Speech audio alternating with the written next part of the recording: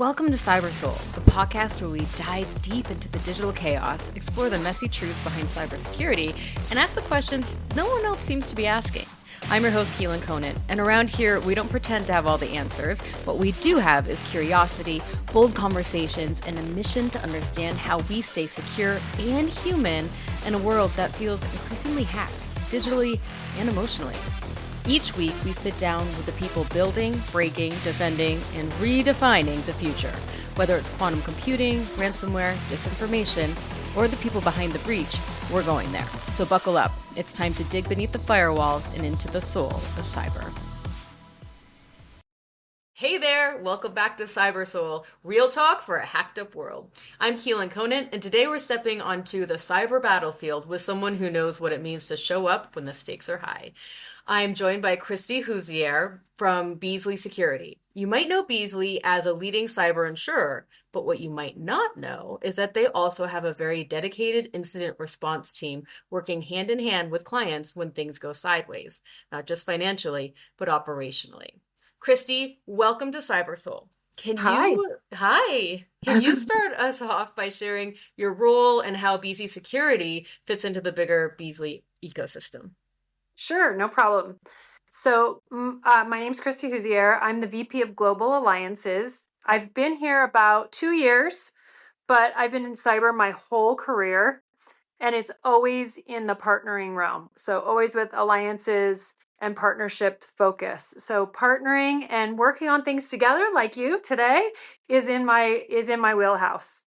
As far as what we do here at Beazley Security and how it fits into the larger Beazley insurance business is it's what we fondly refer to as full spectrum cyber. So what does that mean? Full spectrum cyber is basically while we, Beazley Security, we don't sell insurance, we are the services, the unique services capability that's behind Beazley Insurance to deliver services that help clients that are insured before they bind, while they're bound and insured with Beazley. And if an incident should occur, we're also there for incident response. Actually, Beazley Security was born out of the need for incident response. And slowly but surely, we've grown that practice to over 4,000 per breaches a year. 20 plus or so team leaders. And collectively, with that global reach, there's about 130 different certifications. So we've really grown that team incredibly over the past 5 years. But we have a very deep insurance expertise and a depth of understanding the claims process, which really tightly entwines us with our parent company, Beazley Insurance. So you guys are basically called in when, the stuff hits the fan. Your team, Beazley Security, right? Yeah, like I said, over 4,000 incidents a year. And the cool thing that we've incorporated in the whole process that, again, interlocks us with our parent company is our cyber services team. These are highly skilled individuals within our organization that serve as almost like a incident response management and triage team.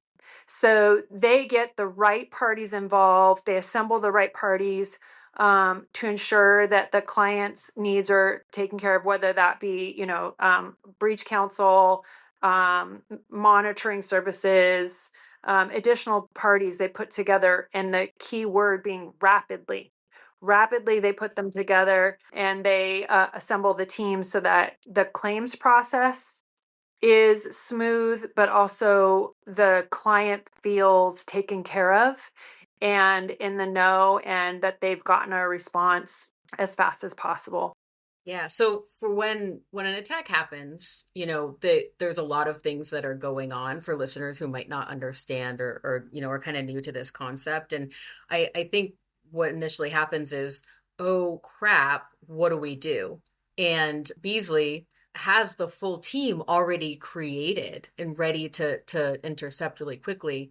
So Beazley gets called in really fast. A lot like my team at Alvaca, we do incident response. We've worked together before, our companies.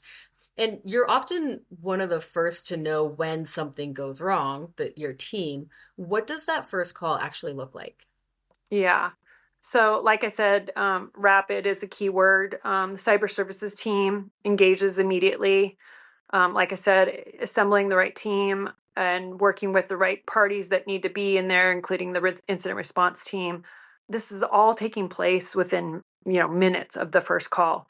It's I mean, I hate to liken it to a car accident, but basically, if you were to get in a car accident, the first call you would make would maybe be your family. I'm okay. But then the second call you make would be to your insurance. I got in a fender bender. This is what happened. And that's sort of how it all unfolds really quickly is the client, depending on their sophistication, security, maturity level, they may not really understand what's going on, but they can articulate kind of what they are experiencing. So being calm, collected, and ensuring that they know that we know what we are doing and have done this over and over again is reassuring.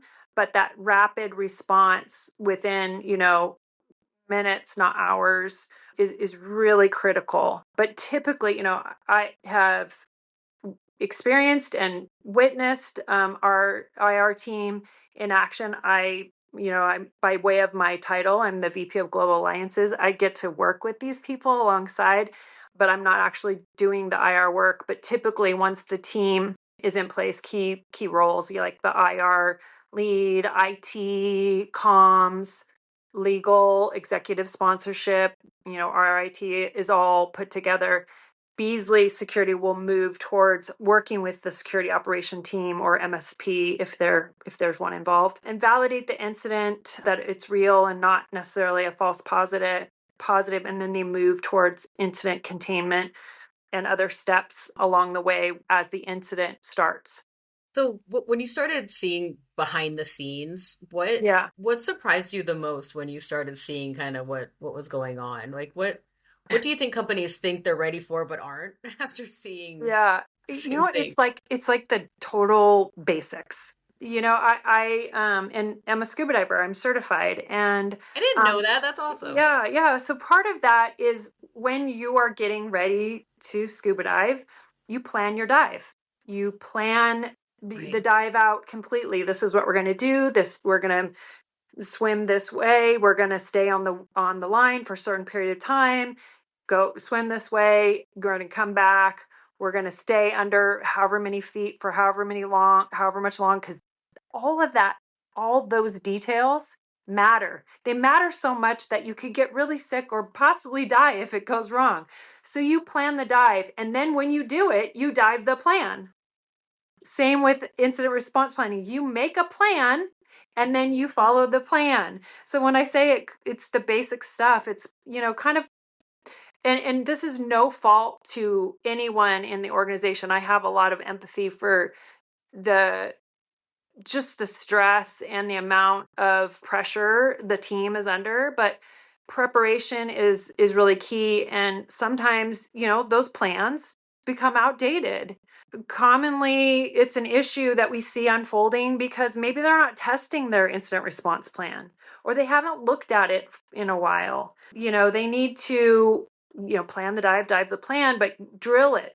Have an assessment, make sure that the roles are clear, that are outlined in there, that the contact information is clear, because sometimes key people, on Fridays afternoons or during holidays when some of these things typically happen, they're unreachable, or they've moved on to a different, job. And so I think one of those things about planning and keeping the plan is just, visit that, like put a timer on your calendar that you go back and just do a sanity check on your IRP to make sure it's still accurate, especially those contacts that need to be in the room when you're talking about these things. That's really important, is making sure that you go through all this work to plan everything. Yeah. But then, we kind of set it and forget it. And like any cyber hygiene, it's important to go back. And I also empathize with the IT team so much, because during these incidents, I've seen people have heart attacks, get laid off, who knows how this is affecting people at home. So like, for us to say, yeah, go back to your, plan every, quarter or something. It's like, well, I have 5 million things to do. You know what I mean? Yeah.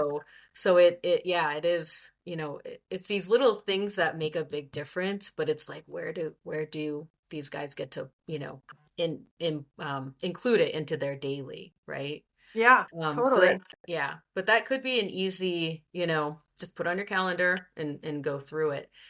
Thank you for that. I appreciate it. Yeah. So you've seen this play out a bunch of times. What are some patterns and like repeat mistakes that keep on happening in these organizations, would you say? Yeah, I mean, other than, the planning piece of it, I would say, in hair on fire situations, communication strategy is really key, not only to the people in the room that are managing the incident. That's really important. But, oftentimes the employees affected around the breach are also really stressed out too. So, making sure that this disruption and uncertainty isn't causing additional stress by way of the others that are involved. So, I would say something that continually is, I can't stress enough the communication. And I know, and I'm sensitive to the fact that sometimes the IR team and the executive sponsors or whoever is involved in the crisis comms piece of it can only share so much. There's only so much you can share at the time because maybe you're working through a sensitive issue, but still maintaining that communication heartbeat with your employees and others affected is really, really important. We all learned that during COVID. I mean, it's almost the same thing as you're experiencing something you've never experienced before. It's heightened sensitivity. People are really concerned. And the thing that carries people through is maintaining that line of communication. Yeah, I agree. I think it's a top-down leadership, that's really important. And everyone kind of standing in responsibility together and getting through Yeah. it together. I feel like I've definitely witnessed some blame happening, and the Mhm. organizations that come out quicker and stronger usually are the ones that are all in responsibility together and really Yeah. committed to, making the changes that are presented to them. So let's zoom in a little deeper. And when we talked before I pressed record, you were telling me a story about the actual real life impact of these situations that happen. So do you mind sharing one or two stories about, how? Sure. And then we just did a cyber risk and focus. It's a first of our series, and we talked about edge device exploitation. And even that that incident caused panic among the employees. They were wondering about their job security. They were wondering about their safety of their personal information, as well as like all the other stuff that comes with it, increased workloads on the security teams. And that stress is all impacted. And those are the things that maybe you think, oh, yeah, it's happening, but it really does over time, cause some major, not only IT disruptions, but mental Life. health disruptions. Yeah. Thank you for So sharing that, because one of my, one of my goals for this whole conversation for this podcast is that we don't gloss over the hard things, yeah. when a hospital goes out, there are lives at risk and there are lives lost. And I think, we've kind of been desensitized as consumers, like, oh man, my social security's been leaked or my credit's out there, which is devastating as well. And we really get to lean into this traumatic experience that not only end users, quote unquote, and lives and consumers are experiencing, our patients, but also the people at the front lines, the people who have stood in responsibility and have done everything in their power to fortify these networks, and the threat actors are still kicking our butts. So my next question, and this is the one that really prompted this entire conversation. You've seen me at different conferences stand up and ask, all different kinds of people. Anytime I have a microphone in front of me, I ask this question. So I'm gonna ask it to you. How do we actually get ahead of the threat actors, these bad guys? And where do you think we took a wrong turn? And then is it too late to adjust? Yeah. Oh my gosh. There's a bunch of next steps and things that we can do. I think the thing that stands out is it's an asymmetrical fight. We as defenders defend our respective clients or networks or whatever, where I think the threat actors oftentimes, and we've seen it with ransomware specifically, it's a business to them, and they collectively collaborate and work together and share information. And we haven't gotten there yet. Like, I think there's some intel sharing, there's some It's information. community. It's Yeah. community, right? Yeah. But like there's still people that hang on to it because of it, because it's a product, or it's a feature inside of a product, and they don't want to give away the secret sauce. But it's still, because of that inherent, like, this is my product that I make, and I'm not going to show you how we do it, continues this asymmetric fight against each other, because we're not sharing information the way that the attackers are sharing information about us. So, I mean, I Right. think that's a huge piece that needs to change. But I have to say, that I've read some reports that detection is much faster than it ever has been. That people, defenders, are using innovation to their advantage, and detection is becoming much more rapid. That's a positive sign. That's great. Yes. I've also read that dwell times are lower than they have been before. So they're finding, evil in the network, and addressing it really too soon. So instead of, I think we need to also celebrate the wins that we're seeing as an industry too, and lean into that a bit, and foster that willingness to work together and be innovative and share all of that stuff. I mean, we're always talking about best practice. We're always talking about continuously training for security awareness your employees, because what the hackers are doing is they are using trust against us, right? So the number one thing is people trust people. They pick up the phone and they're like, "Oh, you need me to reset your password? Oh, let me double check that it's you." And they call, and they happen to be calling a burner phone that has a fake number on it, and human trust has then been defiled, but benefit to the attacker. And we've got to teach our people that you can't trust everyone, unfortunately, and that you have to verify and double check. And Well, and yeah. use your own intuition, and this is something that I always remind my people, my community, if it feels off, it probably is. So, Yeah, slow totally. down and just kind of tune in. Does this feel weird? Like, why are you calling this phone number for this person you already know? You Yeah, yeah, know? exactly. And Yeah. your urgency is not mine, so back Yeah. off. Yeah. Yeah, but yeah, all of these things, I think those are things that can, on a positive side, are putting our industry in the right direction. Yeah. That's awesome. That's good. Yay. So, with everything you see, the panic, the fatigue, the super pressure cooker, how do you, Kristi, stay Mhm. grounded? And what helps you stay connected to the people behind the breach? I mean, you just told a very powerful story about the hospitals, but being in it for 25 years, you even said yourself earlier that, you can get a little bit desensitized to it all. So how do you stay grounded and still connected to the people? I think, leading with heart, knowing Love it. that your teams come to work every single day to do good work. Mhm. Everyone's coming to work with the best intentions. Even the threat actors are coming to work with Yeah. plenty And of their and goals. and even if they do, misstep and you know take a call from somebody that's social engineering them, or like, it happens.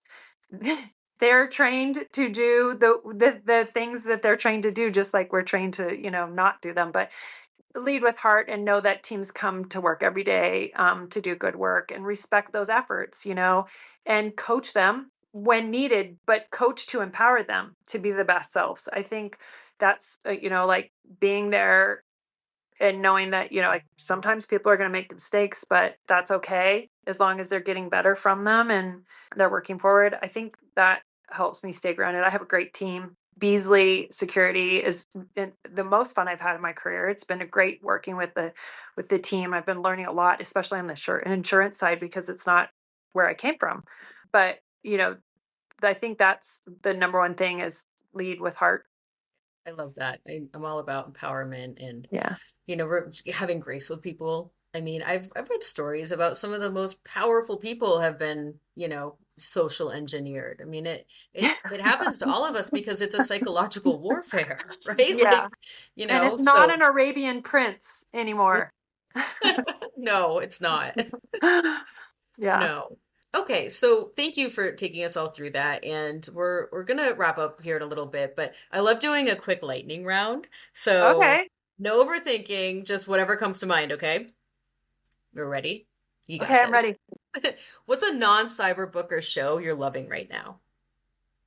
Oh my gosh. So total Tom Hardy fan, but Oh, love Tom Mobland, Hardy. not Nice. Mobland is a TV show I'm watching. It's a little gruesome, but love Tom Hardy. So Me I'm a too. sucker. And book, I really like Untamed by Glennon Doyle, Hmm. superhero.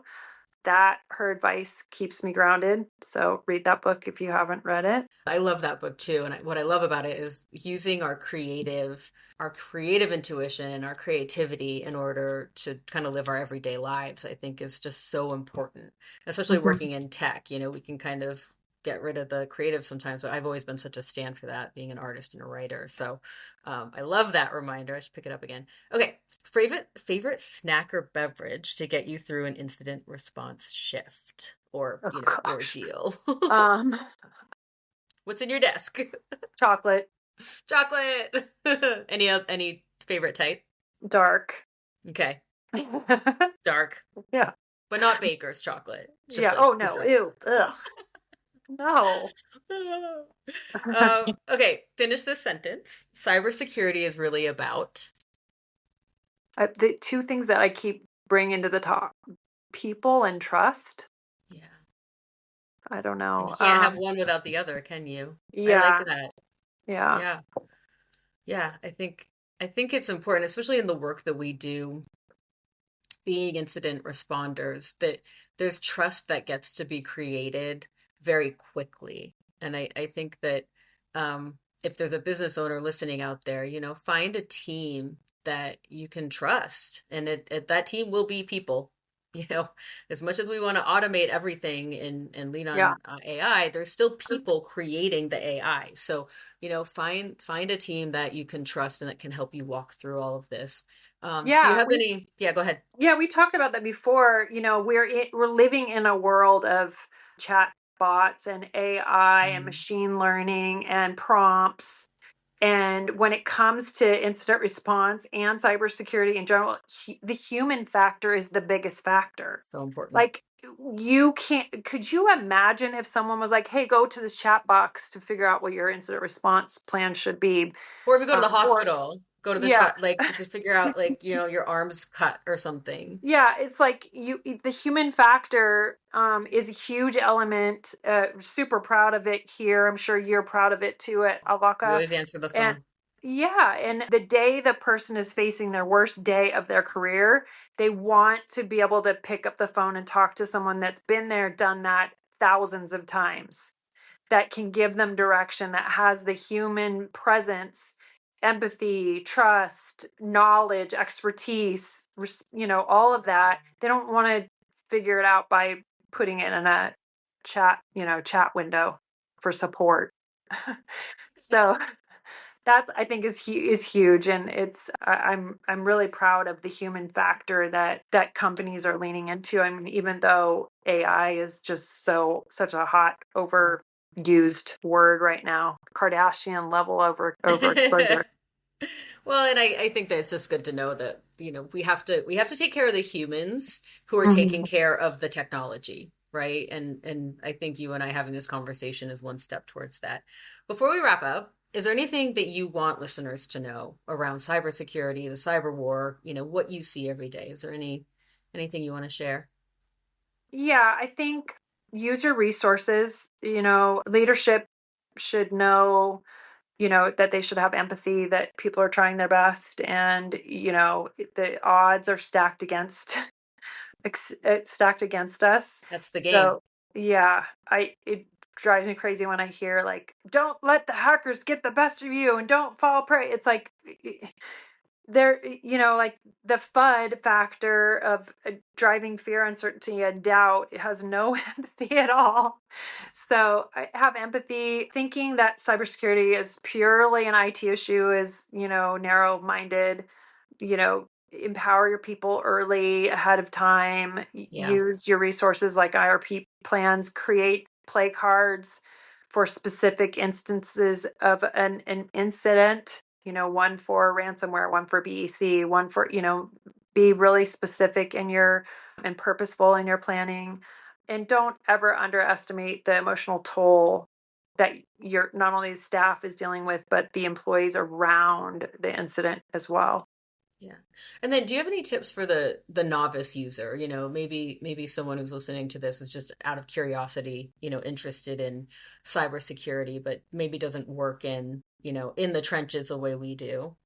Yeah, I think that in my choice of this career, maybe versus another career, is that because hacking is happening 24/7 around the globe, you have to stay informed as much as you can. I mean, when I first got into cybersecurity, the worst thing that happened were script kiddies, like defacing a website.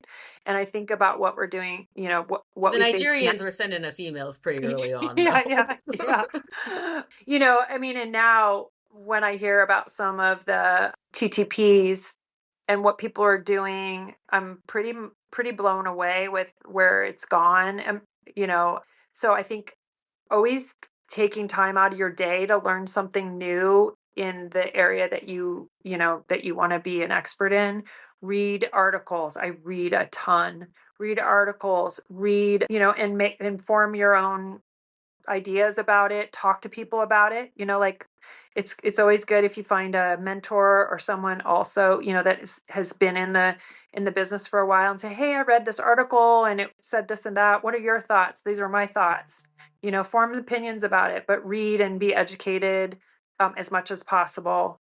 As people who work in companies, even if you're not, in the cybersecurity realm, companies are spending a lot of money on teaching just the basics of cyber hygiene. And my ask to anyone listening is share what you learn here. Share what you learn at your company. If you accidentally clicked something, vulnerably show up and say, I learned something today, as opposed to hiding it. Because the hiding Yeah, of it is really what's keeping the threat actors, enabled. exactly. Yeah. Exactly. Yeah. Yeah. Yeah. So, Kristi, thank you for being here. You brought Thank wisdom, you. clarity, very grounded kind of hope. And to our listeners, again, if you could work at a company, nonprofit, or agency and you don't have a playbook yet, or you haven't touched it since 2024, this is your sign. Cyber events don't wait for perfect conditions, but you can be ready, one decision at a time. We'll link more about Beazley Security in the show notes. And as always, thank you for being part of the Cyber Soul community. We'll catch you on the next frequency.